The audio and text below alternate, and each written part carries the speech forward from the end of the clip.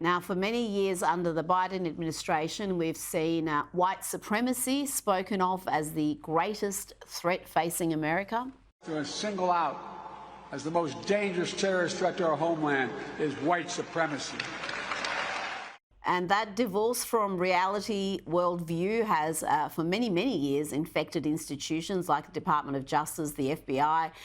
How do you see that changing under Trump, particularly after the shock of the New Orleans terror attack on New Year's Day?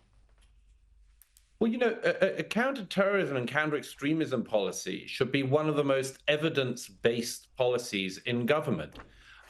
It should not be about pushing an ideology. It shouldn't be standing in front of a particular demographic and an electorate and saying, I've decided that X is the biggest threat. It should be based on what the biggest threats are.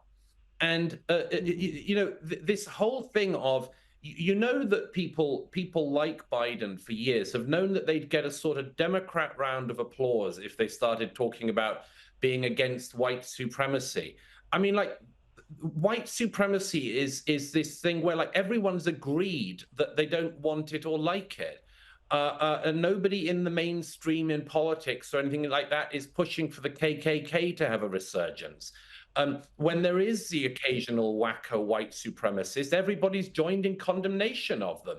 But what's different, of course, is that when it's somebody who's an Islamist, as we had a number of attacks in America, Europe over Christmas carried out by people who appear to be driven by Islamic extremism, those same people stop being evidence-based.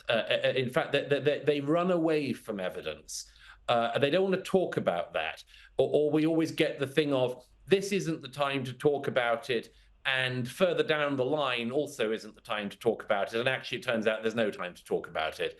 And I would just hope that there would be a realistic weighing up of the threats to the American homeland under the new administration, and weighing up those threats wherever they come from, and dealing with them wherever they come from. But we'll see. I mean, one of the things is that residues of administrations can last an awfully long time, particularly if they're of the left. They remain effectively in the trees and forests left behind by the retreating administration.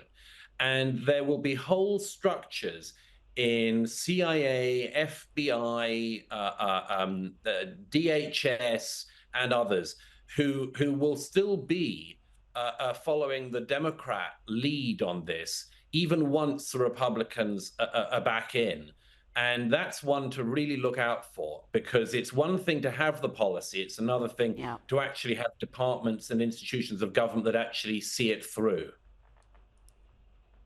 That, of course, happened during Trump's first term. So I think he's hopefully learned from that, and we're going to go scorched earth from day one. And if Kash Patel is there heading the FBI, I think you're going to see a little bit of that.